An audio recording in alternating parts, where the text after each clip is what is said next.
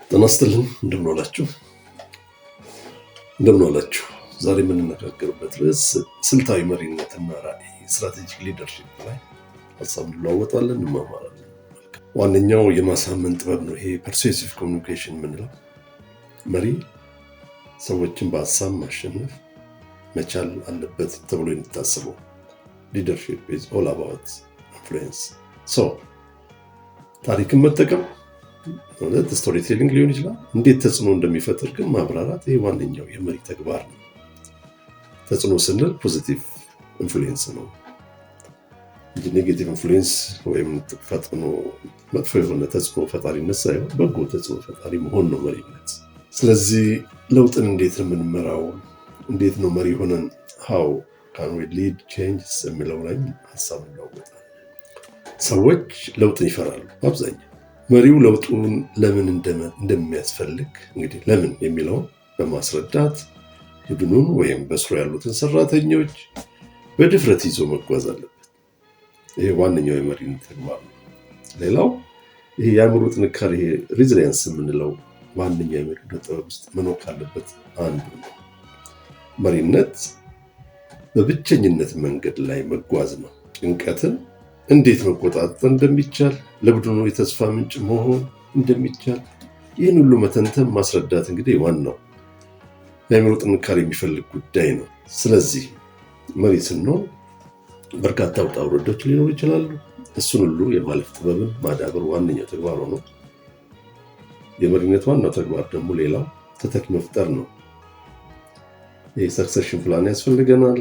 ሌጋሲያችን እንዲጠናከር እንዲያልፍ ከኛው ባልኖርበት ሰዓትም ስራችን ቀጣይ እንዲሆን ማድረግ ስለሚያስፈልግ እንዴት ነው ተተኪ መፍጠር?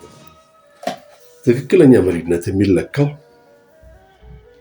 እርሶ ወይም በአሁኑ ሰዓት መሪ ሆነው ያሉት ግለሰብ ወይም ሌላም አካል በሌለበት ወቅት ስራው እንዴት ይቀጥላል በሚለው ላይ ሌሎችን በማብቃት የማይረሳ አሻራ መተው ማለት ነው። ኢንዲስፔንሰብል ነኝ እኔ ከሌለው ተቋም፣ እኔ ከሌለው የሆነ ድርጅት የለም ብሎ የሚያስብ መሆን የለበትም ማለት ነው። እንግዲህ የመሪነት ስነልቦናና ድብቅ ፈተናዎቹ ምንድን ናቸው? ማይንድሴት ኤንድ ሻዶውስ የምንላቸው ላይ ትንሽ ሀሳብ እንሰራለን። አብዛኛው ጊዜ መሪው ከራሱ ጋር በሚያደርገው ትግልና በማይታዩ ስነልቦናዊ ጫናዎች ላይ ነው የሚያተኩረው።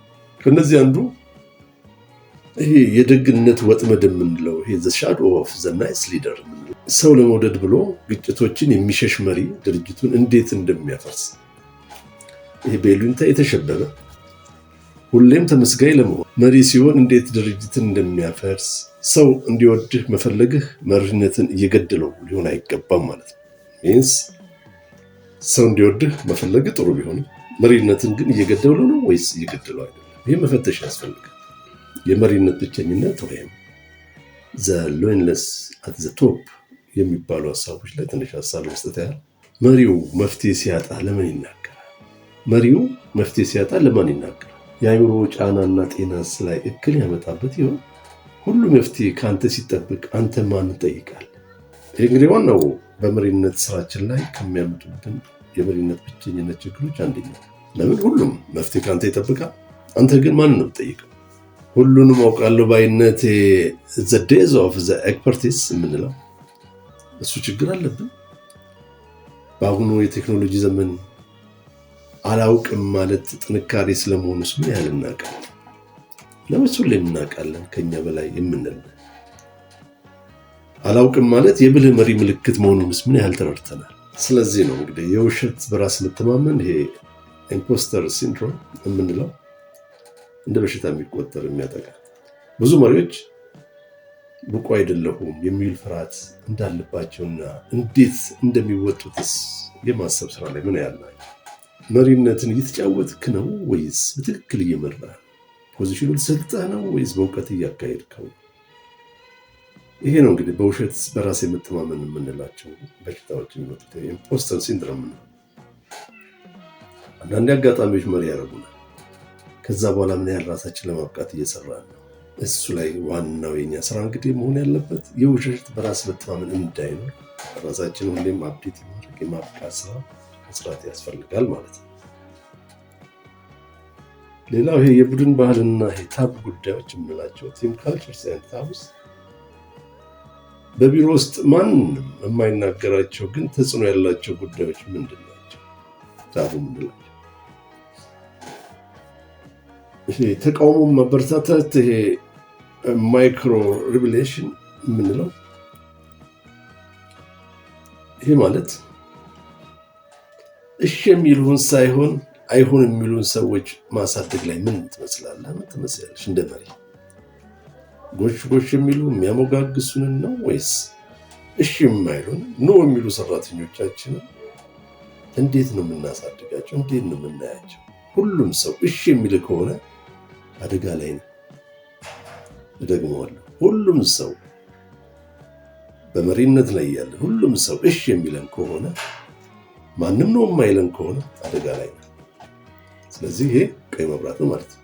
ሌላው ይሄ በክብር ማሰናበት ፋይሪንግ ዊዝ ዲግኒቲ የምንለው ሰውን ከስራ ሲያስወጡ የቀረውን ቡድን ስለ ልቦና ሳይነኩ እንዴት ይከናወናል? መሪ ሲባል ብዙ ነገር ነው የምንለው።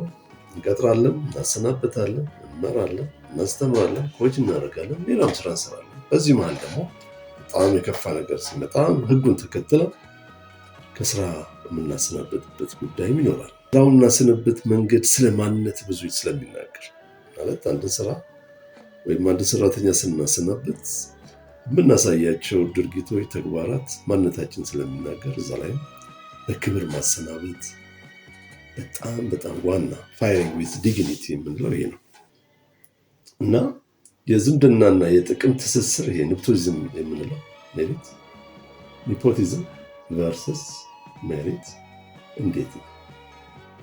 በኢትዮጵያ የስራ ቦታ ያለውን የዝምድናና ተጽዕኖ በድፍረት መተንተን ከባድ ነገር ሊሆን ይችላል፣ ግን ያስፈልጋል። ዘመድ መቅጠር ወይንስ ድርጅትን ማዳን ነው? ለዚህ ነው እንግዲህ የወሬ ባህልን መስበር ያስፈልጋል ነው ኪሊንግ ኦፊስ ጎሲፕ የምንለው።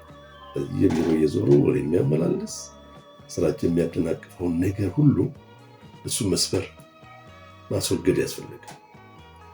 መሪው ሳያውቀው የቢሮ ወሬ ውስጥ እንዴት እንደሚገባና መውጫውስ ምን ይመስላል አንዳንዴ ሳናስበው በዛ ውስጥ ትራፕ እንደረጋለን፣ እንጠመዳለን፣ እንያዛለን። የቢሮ የመሪነትን እየበላው ነው ወይ ማለት ዝም ብሎ በማይመለከተ የቢሮ ወሬ በማሄር እንደዚያ በሚወጡልን ወሬዎች የተመራን በዛው ልክ የተጓዝን ከሆነ ጊዜያችን እየበላው ነውና እሱ ላይ ጥንቃቄ ያስፈልጋል ማለት ነው። ዛሬው በዚያ በቃ አመሰግናለሁ።